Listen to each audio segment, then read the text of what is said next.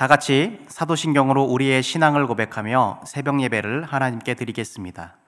전능하사 천지를 만드신 하나님 아버지를 내가 믿사오며 그 외아들 우리 주 예수 그리스도를 믿사오니 이는 성령으로 잉태하사 동정녀 마리아에게 나시고 본디오 빌라도에게 고난을 받으사 십자가에 못 박혀 죽으시고 장사한 지 사흘 만에 죽은 자 가운데서 다시 살아나시며 하늘에 오르사 전능하신 하나님 우편에 앉아 계시다가 저리로서 산자와 죽은 자를 심판하러 오시리라.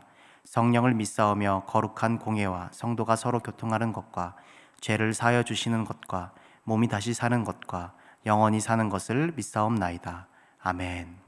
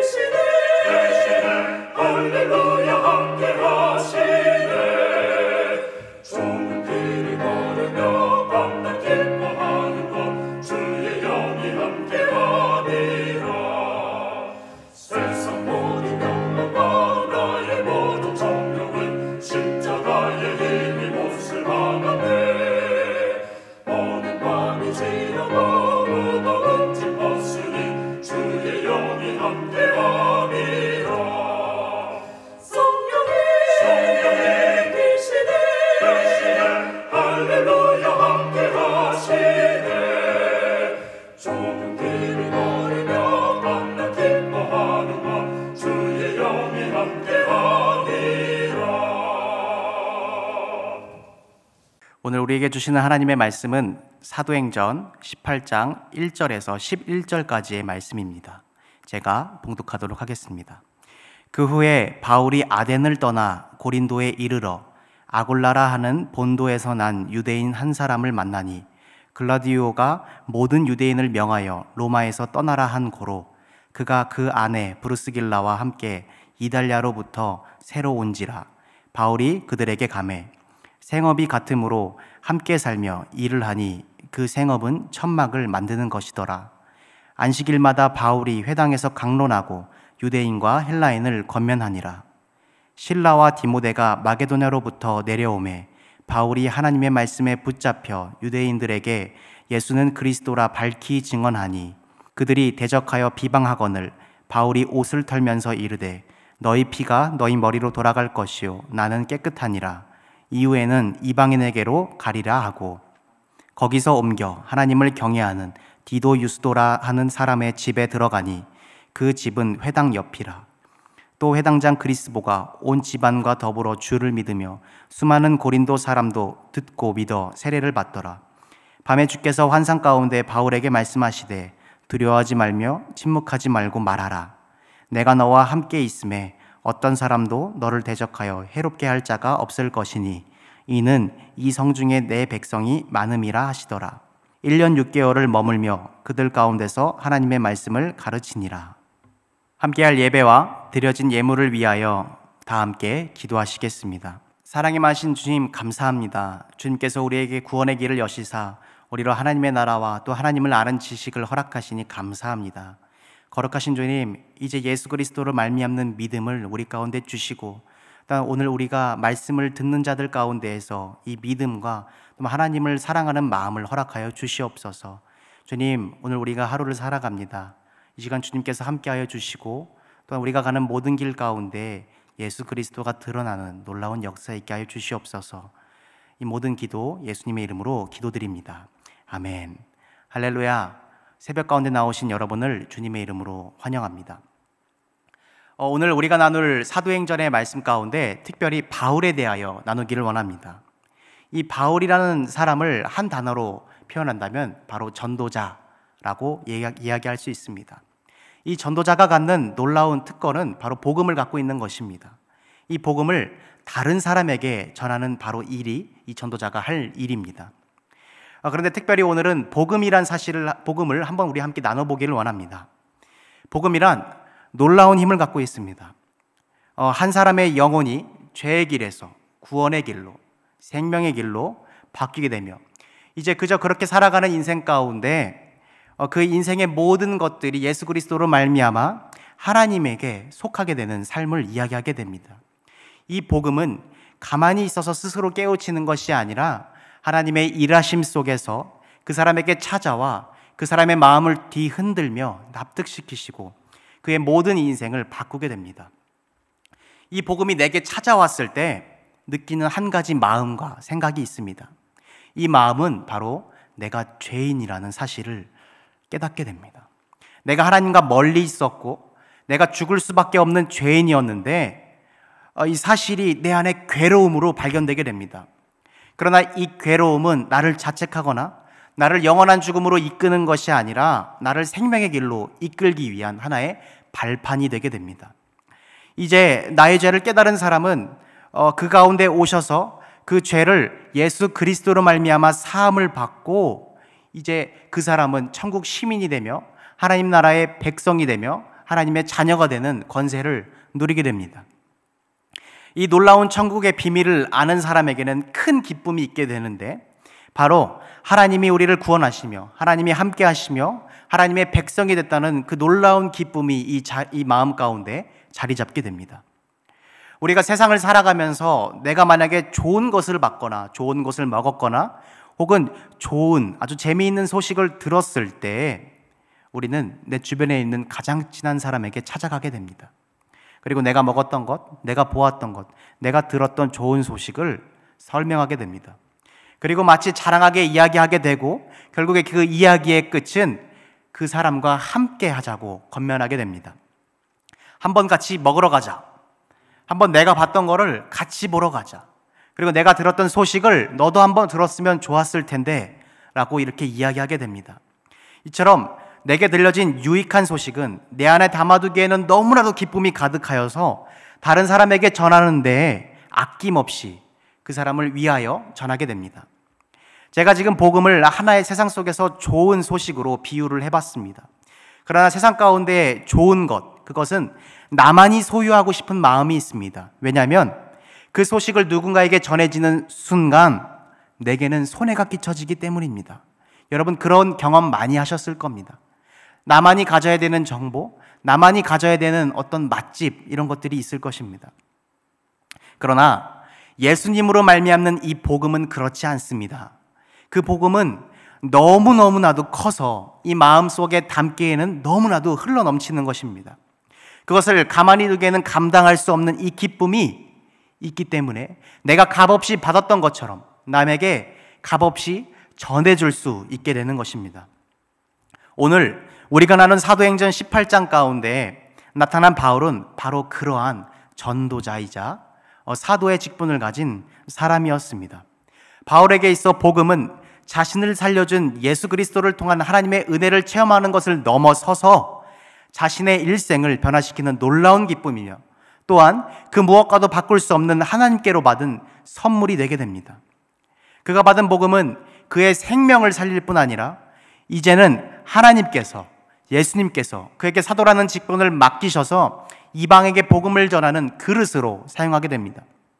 그 전도자가 된 바울은 자신의 능력으로, 자신의 의로, 자신의 힘으로 이 모든 일을 하는 것이 아닙니다. 우리가 이 모든 일의 시작을 보게 되려면 바울이 어떠한 상황 가운데서 이것을 시작하였는지 성경을 보아야 합니다. 바울의 시작 가운데는 안디옥이라는 한 교회가 나타나게 되는데 그 가운데 바울이 세움을 받게 됩니다. 우리 함께 사도행전 13장 2절을 읽어봤으면 좋겠습니다. 주를 섬겨 금식할 때에 성령이 이르시되 내가 불러 시키는 일을 위하여 바나바와 사울을 따로 세우라 하시니, 성령께서는 바울과 바나바를 세우십니다. 그리고 이제 그들에게 말씀하십니다. 내 일을 위하여 그들을 보낸다 라고 말입니다. 안디옥이란 교회는 그동안 바울과 바나바를 통하여 말씀으로 양육되며 예수 그리스도를 믿는 제자들이 점차 많아져서 그 교회의 상황은 넉넉한 상황이었습니다. 그러나 성령께서는 그들을 가만히 두시지 않았습니다. 아시아로, 유럽으로 그들을 보내시기 시작합니다. 바울에게는 늘 정당성이 있었습니다. 예수 그리스도로부터 이방을 위한 그릇이라는 말씀을 예수님으로부터 받았고, 또한 예수님을 통하여 사도라는 직분을 주셨습니다. 또 성령께서 그의 길을 여셔서 그를 세우시고 그를 아시아를 위하여 보내시며 많은 곳에서 복음을 전할 수 있는 능력을 주시며, 또한 그의 손에는 하나님의 특별한 은사와 성령의 능력을 허락하셨습니다. 성경 가운데서는 바울이 전하는 말씀뿐만이 아니라 그는 하나님으로 말미암는 능력을 갖게 되는데, 그는 귀신을 내쫓으며 병을 낫게 되며 또한 독사에 물려도 죽지 않게 됩니다. 심지어 바울의 손수건을 아픈 사람에게 얹기만 하더라도 병이 떠나가고 귀신이 쫓겨나게 되었습니다. 바울을 부러워하는 사람이 있었습니다. 그들은 바울이 행하는 능력을 보고 부러움을 행하여 바울과 같이 귀신을 내쫓게 되는데, 귀신마저도 이런 대답을 하게 됩니다. 사도행전 19장 15절입니다. 악귀가 대답하여 이르되 내가 예수도 알고 바울도 알거니와 너희는 누구냐 하며, 이처럼 그는 큰 능력을 가지고 전도 여행을 할 때에 큰 기적과 권능이 나타나게 됩니다. 그런데 바울이 전하는 복음 가운데에서 어려웠음이 많았음을 보게 됩니다. 바울은 매를 맞기도 하고 굶주리기도 하며 또한 전도 여행의 여비를 자신의 생업으로 이 비용을 마련하기도 합니다. 그런데 가장 어려운 사실은 바울이 전도 여행을 하는 중에 자신의 형제이자 자신의 민족인 유대인들이 이 복음을 반대할 뿐만이 아니라 예수가 그리스도라는 사실을 듣고 마을에서 마을로, 도시에서 도시로 바울을 방해하고 반대하기 위하여 쫓아와 바울을 괴롭게 하고 있다는 사실입니다. 이들은 각성에서 바울을 괴롭힐 뿐만이 아니라 그를 고발하게 됩니다. 이 고발은 어디까지 가게 되냐면, 바울이 절기를 지키기 위하여 예루살렘으로 갔을 때 그를 고발하여 바울이 로마로 가는 그 길을 만들게 됩니다. 성경의 말씀과 같이 이 유대인들은 하나님의 말씀을 깨닫지 못하고 있습니다. 사도행전 28장 26절입니다. 일렀을 이 백성에게 가서 말하기를 너희가 듣기는 들어도 도무지 깨닫지 못하며 보기는 보아도 도무지 알지 못하는도다.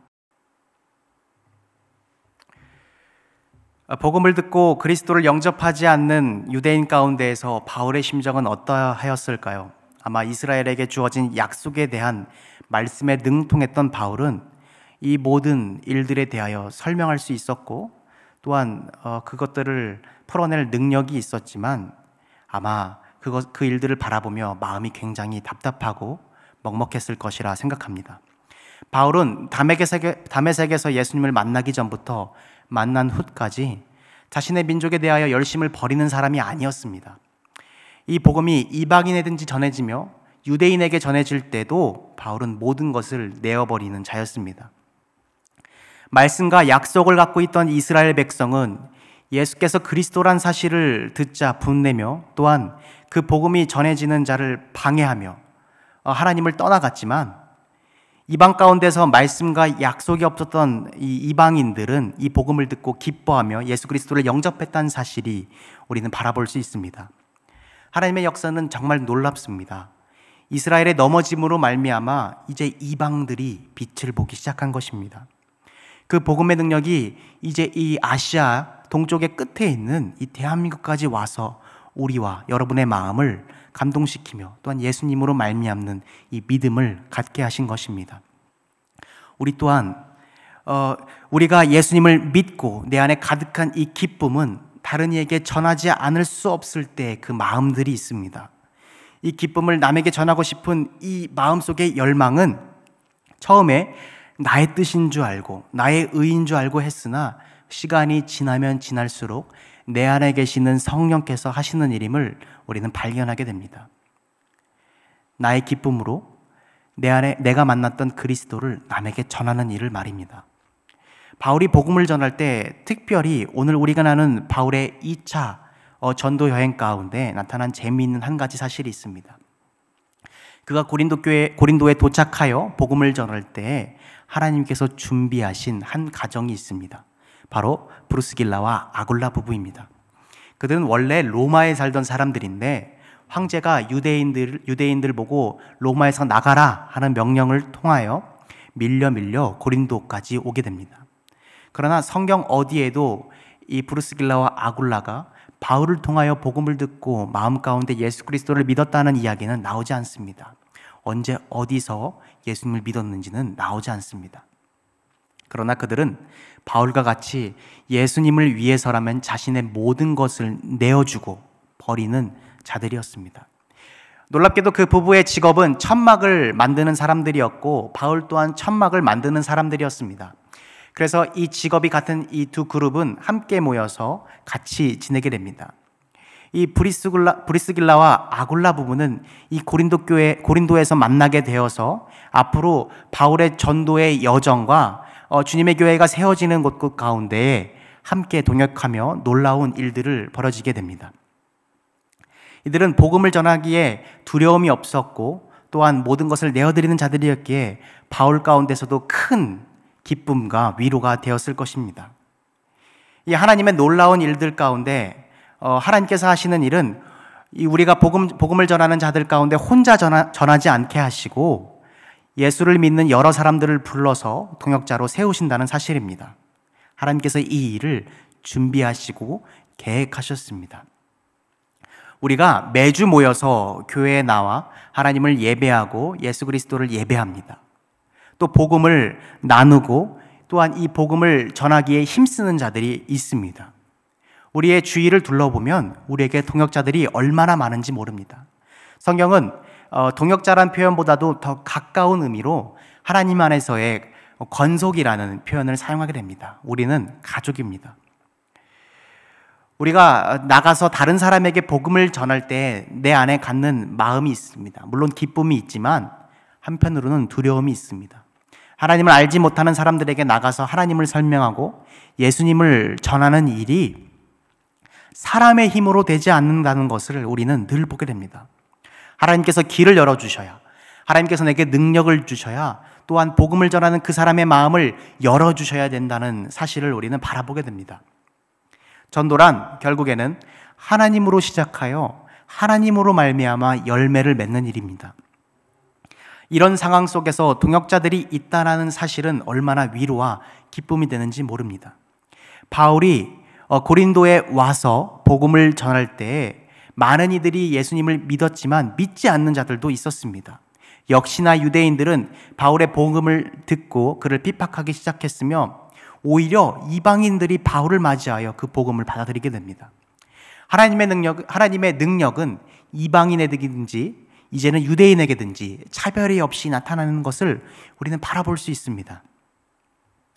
복음 가운데 있으면서 동역이라는 의미는 그저 함께 일하는, 한 시간을 함께 지내는 전우회 정도로는 끝나지 않습니다. 복음은 나눌 때의 기쁜 것입니다. 하나님께서 나에게 어떠한 일을 행하셨고 또한 예수로 말미암아 내가 얼마나 기쁜 마음과 그와 함께 예수님과 함께 교제하심을 통하여 이 한 주간을 살았으며 또 예수님으로부터 받는 어떠한 마음이 있는지 우리는 함께 나눌 때 우리에게 힘이 생기게 됩니다. 전도자들은 사람이 많아지는 것으로 위로를 받아서는 안 됩니다. 오직 예수 그리스도가 전해지며 많은 사람이 그리스도로 말미암아 입으로 나는 예수로 말미암아 살았습니다. 나는 당신이 전해준 예수 그리스도로 말미암아 나는 하나님의 자녀가 되었습니다 라는 간증이 나올 때 이 마음의 위로와 안위함을 느끼게 됩니다. 바울은 그 안위함과 위로를 느끼게 되었으리라 생각됩니다. 많은 전도자들 또한 마찬가지입니다. 예수를 믿는 이 기쁨을 우리는 남에게 전하고 싶은 열망이 있습니다. 학교에서 혹은 회사에서 혹은 가정에서 말입니다. 그러나 이 일이 얼마나 어려운지 우리는 바라보게 됩니다. 그러나 이 일을 주저할 수 없는 사실은 나에게 주어진 예수님으로 말미암는 이 생명이 다른 사람에게 전해지기를 원하는 이 사랑의 마음에서부터 시작되게 됩니다. 저 또한 목사를 지망하는 전도사로서 많은 사람에게 복음을 전하고 싶습니다. 어떤 사람이 제가 전하는 복음을 듣고 당신이 전하는 복음을 통하여 예수님을 나는 영접했습니다 라고 고백한다면 더할 나위 없이 기쁨이 제 속에 찾아올 것 같습니다. 그러나 그 일들은 잘 되지 않을 때가 많습니다. 많은 일들이 형통하면 좋겠지만 그 일 가운데 어려움이 있을 때가 있습니다. 나의 마음과 열심이 복음을 전하는 일에 비례되지 않는 사실을 발견할 수 있습니다. 그럴 때 우리는 낭망하게 됩니다. 내가 전한 이 복음이 나에겐 능력이 없는 것인가? 혹은 내가 주님을 잘못 전하고 있는 것인가? 그런 마음을 들면서도, 낭망하는 마음을 들면서도 그 전해진 나의 기쁨이 너무 커서 그들에게 전하게 됩니다. 그러나 우리 가운데는 한편으로는 마음의 씁쓸함이 남게 됩니다. 일이 잘 풀리지 않았을 때 낭망하게 됩니다. 그런데 오늘 말씀 가운데 우리에게 위로를 주시는 말씀은 주님께서 그 마음을 알고 계신다라는 사실입니다. 오늘 말씀 가운데 주님께서는 바울에게 환상으로 나타나셔서 이렇게 말씀하십니다. 내가 너와 함께 있음에. 이 말씀을 들었을 때 바울이 고난 가운데 있지만 아마 큰 위로와 기쁨이 되었을 것 같습니다. 아마 다시 한번 일어날 수 있는 용기를 얻었을 수도 있습니다. 내가 하는 이 복음을 전하는 일이 잘 되지 않고 그저 의심이 되고 두려울 때 그 일이 누구로부터 시작됐고 이제 누구로부터 이 일이 완수되며 또한 어떠한 열매를 맺힐 것인지에 대한 그 확실한 사실이 예수님이 바울에게 위로를 주시며 나타나셨기 때문입니다.